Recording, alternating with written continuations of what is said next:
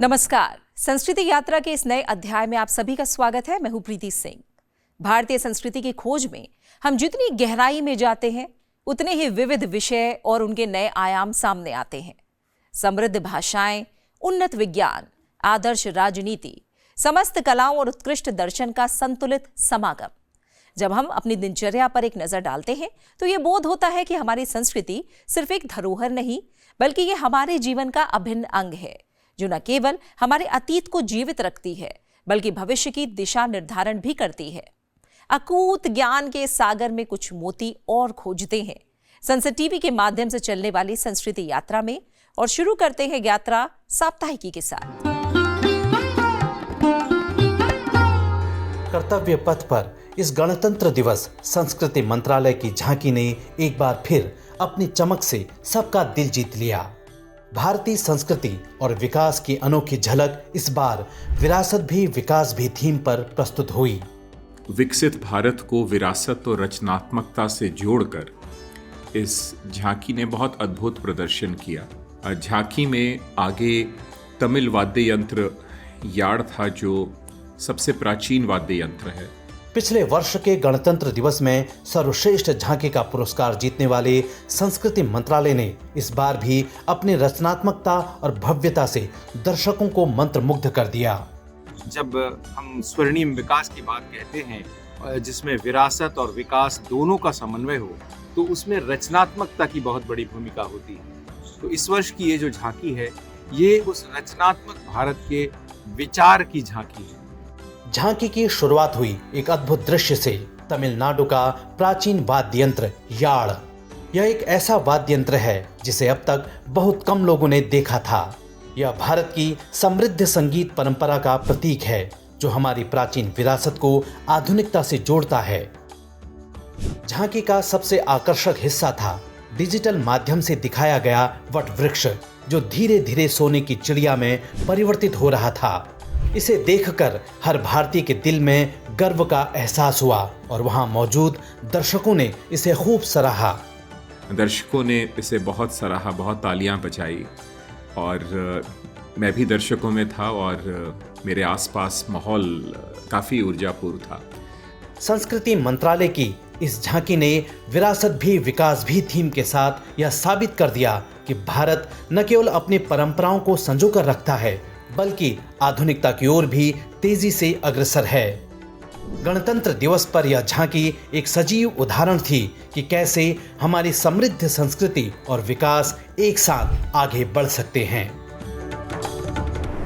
कला संस्कृति की सुर्खियां साप्ताहिकी से आगे बढ़ते हैं अपने अगले पड़ाव विशेष की ओर, जहां हम आपको सन्यासी और साधु संतों के विभिन्न अखाड़ों से अवगत करवा रहे हैं। अस्त्र शस्त्र शास्त्र भक्ति और आध्यात्म में पारंगत इन सभी अखाड़ों को आजकल कुंभ मेला क्षेत्र प्रयागराज में देखा जा सकता है। शैव संप्रदाय के अखाड़ों के पश्चात आज हम बात करेंगे वैष्णव और उदासीन संप्रदाय के अखाड़ों के कुछ महत्वपूर्ण अखाड़ों के बारे में, जिनमें निर्मोही, निर्वाणी और दिगंबर अखाड़ा शामिल है। इन अखाड़ों का न केवल धार्मिक महत्व है बल्कि ये भारतीय संस्कृति और परंपरा का अहम हिस्सा है, और हर अखाड़ा अपनी अलग पहचान और विशेषता के लिए जाना जाता है। तो चलिए जानते हैं अखाड़ों की विशेषता film tradition of akharas and its significance Vaishnav, Udasin, Nirmal संप्रदाय के माध्यम से। हरे कृष्णा कृष्णा कृष्णा हरे हरे। हरिद्वार, उज्जैन, नासिक और प्रयागराज में जब जब भक्तजन महाकुंभ के लिए अपने घरों से प्रस्थान करते हैं, तो मानो पूरे देश में एक त्योहार की लहर यात्रा करती है। माँ गंगा की पूजा अर्चना ये बताती है कि इसका जल भारत के लिए अमृत है, और हर हर महादेव का गुंजन शिव का एहसास चारों दिशाओं में करवाता है। वैष्णव संप्रदाय ने भी अपनी हाजिरी अखाड़ों में दर्ज करवाई, जिससे भक्ति का महाकुंभ आस्था से लबरेज हुआ। शैव दशनामी साधुओं की तर्ज पर एक समय आया जब राम भक्त और वैष्णव साधुओं के भी संगठन अर्थात इनके अखाड़े बने, जो अणी के नाम से पहचाने जाने लगे, जिसका अर्थ है सेना। भक्तों की सेना। जिस तरह धर्म की रक्षा के लिए शैव साधुओं के अखाड़े थे, अब वैष्णव, बैरागी और त्यागी पीछे नहीं थे। इनके 3 महत्वपूर्ण अखाड़े बने, जिन्हें निर्मोही, निर्वाणी और दिगंबर के नाम से जाना जाता है। अयोध्या की धरा पर हुआ वो है श्री राम। भक्तों में भक्त हनुमान, वो भी है यहाँ विद्यमान। अयोध्या की पावन पवित्र श्री राम मंदिर भूमि की महत्ता के लिए इस धरती पर श्रृंगार मानित खड़ा है विशाल हनुमान जी का घड़ी मंदिर, जिसमें प्रेरणादायी हनुमान जी विद्यमान हैं। और इस धरती का आभूषण है सीता माता की रसोई, जो कि अयोध्या का अभिमान है। ये सच है और हमेशा रहेगा। यहाँ बसते हर दिल में जो, वो सबके श्री राम हैं।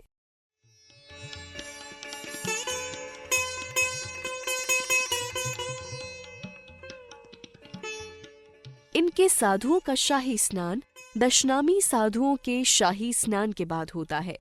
इनका अखाड़ा त्रयंबकेश्वर में मारुति मंदिर के निकट है।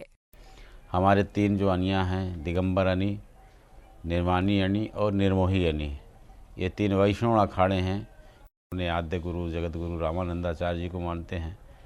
रामानंदाचार्य जी के बाद उनके ही शिष्य बालानंदाचार्य जी ने अखाड़ों का जो है उद्भव किया। ऐसा हमारे आचार्यों ने सोचा कि ऐसा समूह हम कोई न कोई बनाए जहाँ पर सब एकत्रित रहें, तो उन्होंने अखाड़ों का निर्माण किया। अखाड़ों में संतों की छावनी रहती है, और वो संत जो संतों के छावनी रहती है, उन संतों में से शास्त्र के प्रति भी उनको ज्ञान होता है, शस्त्र के प्रति भी ज्ञान होता है। समाज को दिशा देने के लिए, समाज के उद्धार के लिए, समाज को संस्कारित करने के लिए हमारे महाव से ऐसे जगत गुरु द्वाराचार, अखाड़मल्ल, जो कि शास्त्र के द्वारा समाज के सुधार में लगे हुए हैं। हमारे इष्ट देव हैं, राम हैं, कृष्ण हैं और विष्णु हैं। और जो शंभू दल है, जो हमारे 7 अखाड़े शंभू दल के हैं, वो भगवान शंकर को मानते हैं। जैसे भक्ति के भी कई भाग होते हैं, भगवान की प्राप्ति के कई रास्ताएं होती हैं। भक्ति पथ भी होता है और ज्ञान पथ भी होता है, कर्म पथ भी होता है।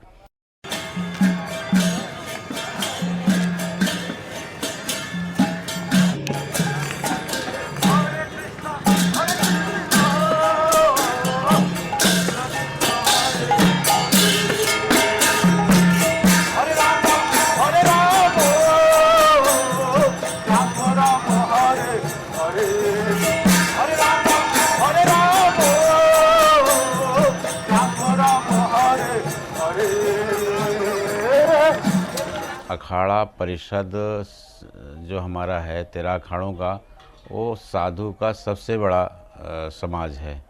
अखाड़े से अलग जो साधु हैं वो उनका कोई अनुशासन का नहीं होता। जो अखाड़े में होते हैं वैसे अनुशासित रहते हैं।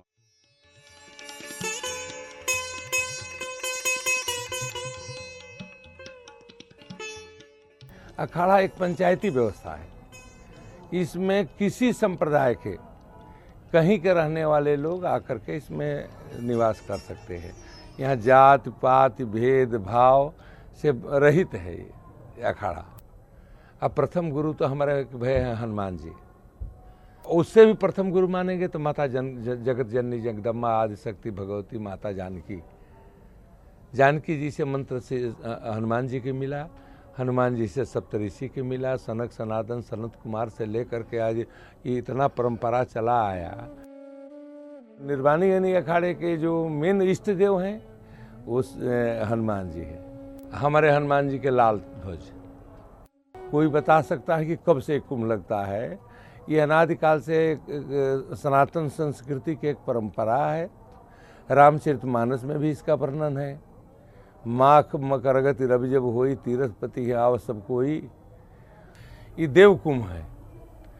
इसमें जो जितने देवता हैं, यहाँ से लेकर के हिमालय से लेकर के शंकर से लेकर के पार्वती से लेकर के और जितने सिद्ध पुरुष हैं, हम लोगों के 84 धुना है जो हिमालय के और आगे जहाँ पर मनुष्य के आवागमन भी नहीं, वहाँ तक सारा सिद्ध मंडली इस देव मेला में आता है।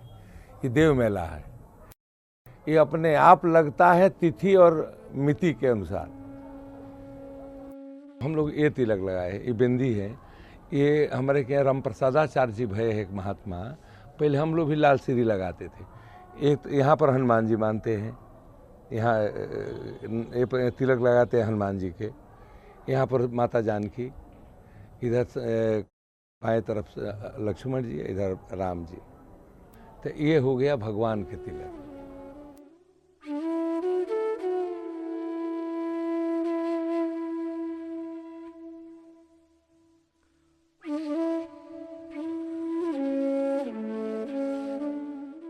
हमारा जैसे अखिल भारतीय श्री पंच दिगंबरनी अखाड़ा है, जिसमें हमारे इसमें जो नागा होते हैं, साधु होते हैं, हमारी साधु भाषा में हम लोग उसको निहंग बोलते हैं। निहंग विरक्त बोलते हैं, मतलब जो शादी ब्याह नहीं कर सकता है। कई जगह लिखित भी हैं कि अखाड़े के साधु हिंदू राजाओं से मिलकर यवनों से युद्ध किए हैं। ध्वज की कलर देखिए, जैसे सफ़ेद कलर है, शांति का प्रतीक है। लाल हमारे जो है तो हमारे इष्ट हनुमान जी हैं। काला आपको बताया कि मुगलों के द्वारा मिला। हरा जो है तो ये हरित क्रांति है। पीला जो है तो हमारे वैराग्य का है। मतलब पांचों कलर जो है तो पांचों कलर का अपना अपना एक विशेष महत्व है। और वो ध्वज जो है हनुमान जी के रूप में होते हैं, जिससे हम लोग हनुमत ध्वज भी कहते हैं। हम लोगों के इष्ट तो हनुमान जी हैं, लेकिन उपासक तो राम उपासक हैं। जो राम उपासक है तो हम लोगों जैसे लगाए हैं रामानंदी तिलक होता है। हमारे यहाँ कृष्ण उपासक भी हैं जो निम्बार्की साधु लगाते हैं। कुंभ से ही समाज को एक नई दिशा दी जाती है। हमारे जो जगत गुरु हुए, उन्होंने एक सूत्र दिया था कि जात पात पूछे नहीं कोई, जो हरि का भजे तो हरि का होई। हमारे यहाँ ना कोई जात का भेद है, ना कोई पात का भेद है। कि जैसे पंगत में बैठते हैं लोग, भोजन में बैठते हैं, तो कोई किसी को अलग नहीं किया जा सकता कि तुम इस वर्ग से हो, उस वर्ग से हो।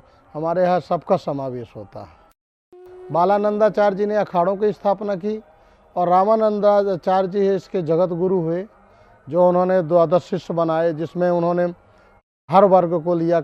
सभी वर्णों को, साधुओं को उन्होंने अपने शिष्य बनाए और उन्होंने ही पूरे इस देश में रामानंद संप्रदाय का उन्होंने विस्तार किया। अभी आपने देखा कि कैसे निर्मोही, निर्वाणी और दिगंबर अखाड़े अपनी अपनी विशेष साधना, तपस्या और भक्ति के माध्यम से शारीरिक, मानसिक और आत्मिक बल की प्राप्ति करते हैं। अब आगे चलते हैं अपने अगले पड़ाव रंगभूमि की ओर, जहां हम आपको महाभारत के एक ऐसे अहम प्रसंग के कुछ अंश दिखाएंगे जिसके आज भी लोग वीरता, रणनीति और साहस का प्रतीक मानते हैं। महाभारत के युद्ध में जब पांडवों के खिलाफ कौरवों की सेना आमने सामने थी, तब कौरवों के सेनापति गुरु द्रोणाचार्य ने एक अद्वितीय, जटिल और अभेद युद्ध रणनीति बनाई, जिसे चक्रव्यूह के नाम से जाना जाता है। चक्रव्यूह जहां एक ओर गुरु द्रोणाचार्य के युद्ध कौशल को दर्शाता है, वहीं दूसरी ओर अभिमन्यु के शौर्य और पराक्रम का परिचायक भी है। तो आइए देखते हैं गीत, संगीत और अभिनय का अनूठा मिश्रण। विद्याधर श्रीकला, श्रीनगर और रीच देहरादून उत्तराखंड की अनुपम नाट्य प्रस्तुति चक्रव्यूह।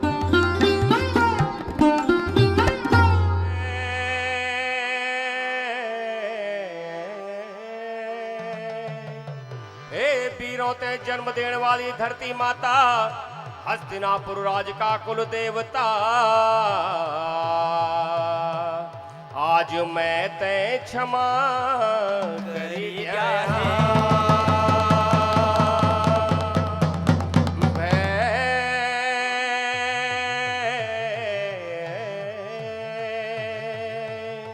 देवी सुभद्रा की गोद का प्यारा, पांडु वंश की जीत का आसरा,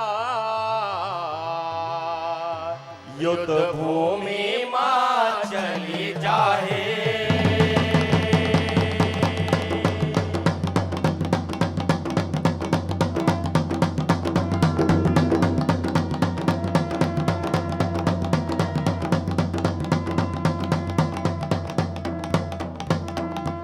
हे माता सुभद्रा, हे पितर देवो, हे माता सुभद्रा, हे पितर देवो, पहला द्वार पर युद्ध जीती आले।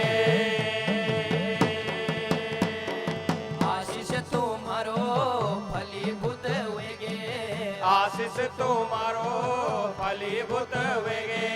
हे मामा की शना, हे माई सुभद्रा, हे पितर देवो दगडी रायन, हे पितर देवो दगडारयन।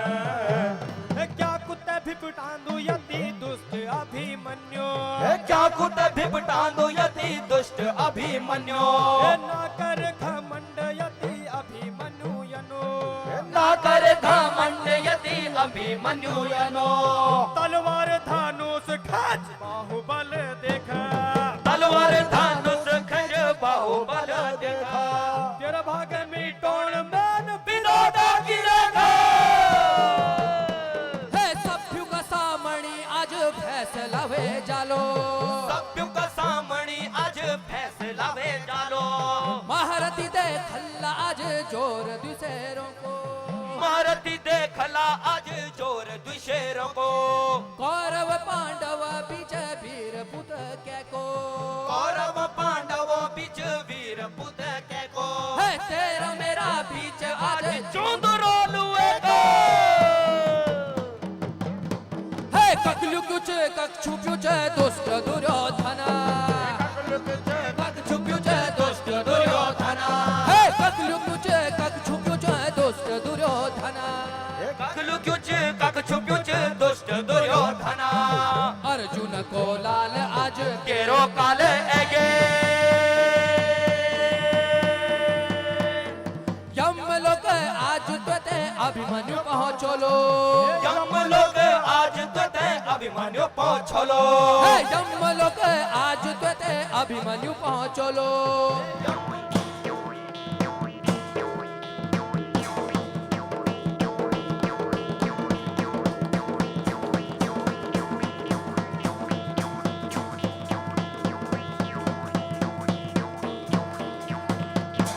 अगर तुम रो यो विचार छे तो मैं निष्प्रयोग हुए यो गदा, यो धनुष बाण, यो खड़ग, कानों का कुंडल, हाथों का कंकण, छाती को कवच, शीशा की ढाल तुम्हारा पास देखी तुम्हारी गोद माए चलो।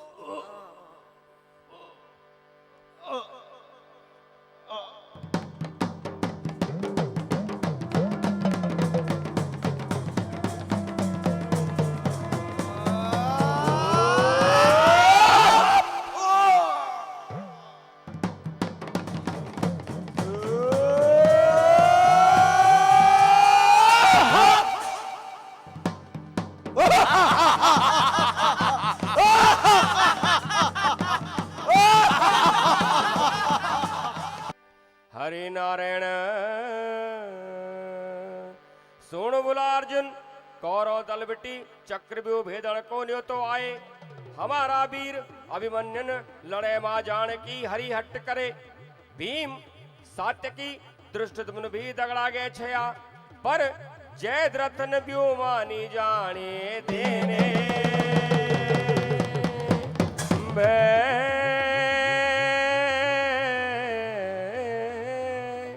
छठो द्वार तक तो अभिमन्यु ने सभी महारथी परास्त कर दिया, पर सातवां द्वार पर सभी महारथों मिली की धोखा से अभिमन्यु मारे देने।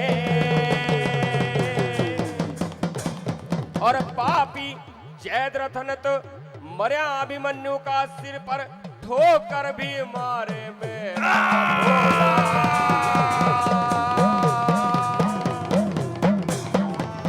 ये को शोक ना कर है अर्जुन, यो तो अमर वे चली गई। भारत माँ जननी कारण से आज उऋण सोए गई। शोक न कर तू हे अर्जुन भय, ये दिन आंदा है नाना। धरती देव दिगपाल जाग सब है, वे जा सचेत अलो। प्रभु जी की चरणों की सोले की आज प्रतिज्ञा कलो। मारे बालक जौन मेरो मिलिको, मृत्यु बुले एगिनो। ठोकर मारी चैन तय का मुंडमा, तय का दिन चली गए ना। भोर का सूरज अस्त होड़ तक में तय को संहार कलो। बैरी जयद्रथ पद कन्नकी में आज प्रतिज्ञा करो।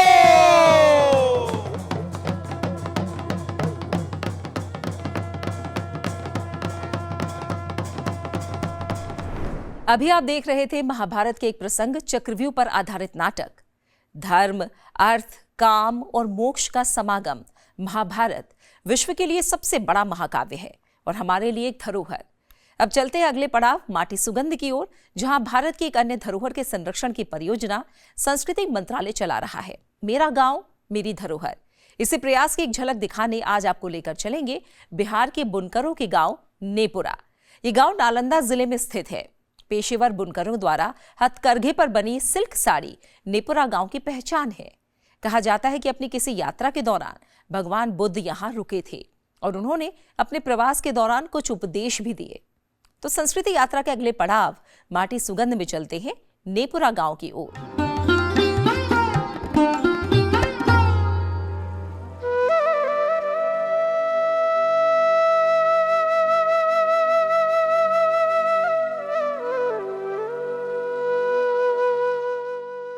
बुद्धम शरणम गच्छामि, बुद्ध की शरण लेता हूं। छठी शताब्दी ईसा पूर्व में कई स्थानों पर भक्ति आंदोलन हुए। उस भक्ति आंदोलन की जड़ें बिहार से जुड़ी हुई हैं। बिहार भगवान गौतम बुद्ध का कर्म स्थान रहा और इसी कर्म स्थान में से एक महत्वपूर्ण गांव रहा नालंदा जिले के बिहार शरीफ तहसील का नेपुरा गांव।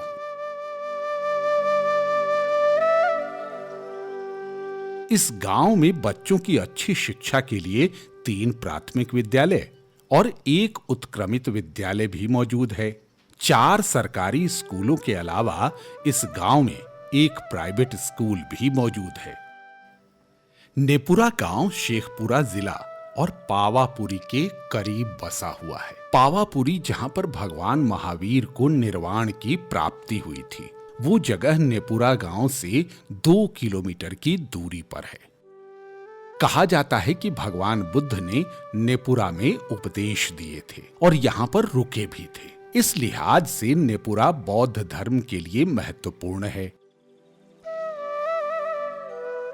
साथ ही नेपुरा अपने सिल्क की कारीगरी के लिए भी मशहूर है। तांती समुदाय के लोग सिल्क की कारीगरी से गांव की अर्थव्यवस्था को सुदृढ़ करने का काम भी करते हैं। नेपुरा में बनने वाला सिल्क कोई मामूली सिल्क नहीं है, बल्कि इसे तस्सर सिल्क के नाम से जाना जाता है। तस्सर सिल्क को खास तौर से साल और अर्जुन के पेड़ के रेशम के कीड़ों से बनाया जाता है। तस्सर सिल्क पूरे देश में अपनी शुद्धता और गुणवत्ता के लिए जाना जाता है। सैकड़ों साल से नेपुरा का सिल्क और कपड़ा उद्योग में बोलबाला रहा है। साथ ही इस गांव में एक बुनकर प्रशिक्षण केंद्र भी है, जिसमें बुनकरों को सिल्क बनाने की ट्रेनिंग दी जाती है।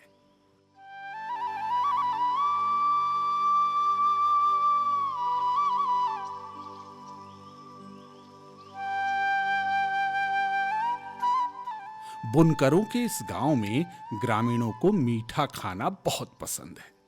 यहाँ पर खाजा नमक मिठाई ने अंतर्राष्ट्रीय स्तर पर अपनी पहचान बनाई है। पर्यटन केंद्र के पास ही एक मंदिर भी है, जो ग्रामीणों के लिए काफी महत्व रखता है।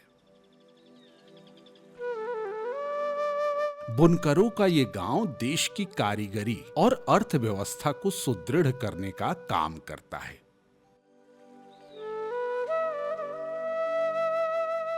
इसके साथ ही नेपुरा एक समृद्ध और सक्षम गांव है, जो हमेशा तस्सर सिल्क में आगे रहता है।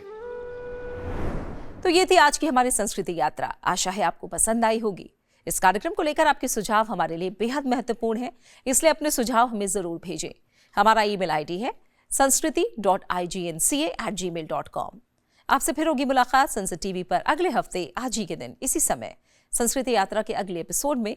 तब तक के लिए नमस्कार।